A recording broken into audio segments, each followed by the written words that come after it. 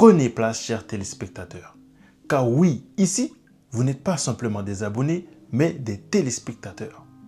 Car ce qui va suivre n'est pas un divertissement, mais une immersion. Une immersion dans l'histoire d'Haïti. Pas celle racontée par des vainqueurs, mais celle écrite par nos historiens. Bien évidemment, nous prendrons ce qu'il y a de bon dans leur récit et nous laisserons ce qu'il y a de mauvais là où il est. Pour ce faire, nous commencerons avec les faits. Avant tout, je tiens à citer Thomas Madjou, qui est l'un des premiers à avoir écrit l'histoire d'Haïti. Dans ses ouvrages, il dit, je cite, « L'histoire d'Haïti mérite d'être étudiée religieusement et cela a son importance car elle renferme des grandes leçons pour l'humanité. » Pourquoi raconter l'histoire, vous allez me dire? Raconter l'histoire d'Haïti est un acte de conscience. Pendant trop longtemps, l'histoire a été racontée par d'autres pour justifier la domination, l'esclavage et le mépris.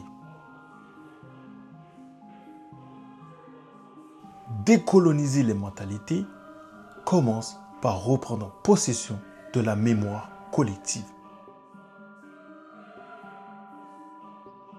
L'existence d'Haïti avant sa soi-disant découverte. Car oui, avant 1492, Haïti existait déjà sous son nom.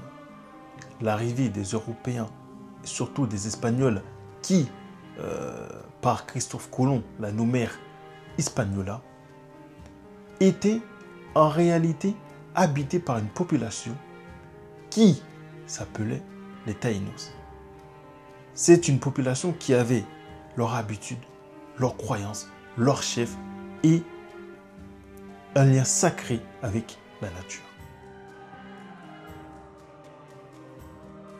Le mythe de la découverte. En effet, comme je l'ai dit précédemment, Christophe Colomb n'a pas découvert Haïti. Ce n'était pas une île déserte, mais une île habitée avec une population, des croyances et des coutumes. Malheureusement, cette rencontre entre les Taïnos et Christophe Colomb a été ou était le début d'un bouleversement culturel, humain et très violent.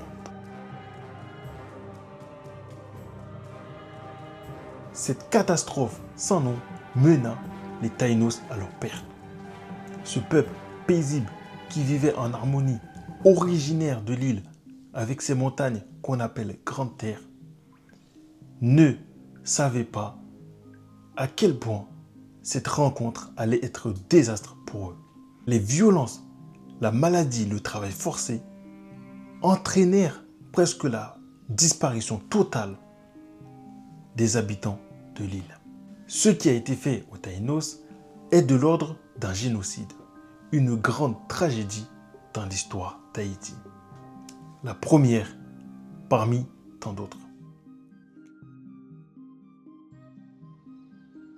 Après l'extermination des Taïnos, le peuple originel de l'île, la maladie, rappelez-vous, les avait touchés, le travail forcé, ils n'étaient pas habitués, les violences n'étaient pas quelque chose de quotidien pour eux. La colonie se tourna vers l'Afrique. Des millions d'hommes et de femmes sont déportés. Des millions d'hommes et de femmes ont dû laisser leur terre, laisser leur famille, laisser leurs proches, pris, déportés, mis en esclavage dans une terre inconnue. Cependant, ces hommes et ces femmes n'ont jamais renoncé à leur humanité et leur capacité, leur qualité de résistance. Et pour terminer et clore ce chapitre, chers téléspectateurs, comme j'aime vous appeler, bien évidemment, il y en aura d'autres, donc n'hésitez pas à vous abonner et activer la cloche. Cette histoire est racontée pour restaurer la mémoire.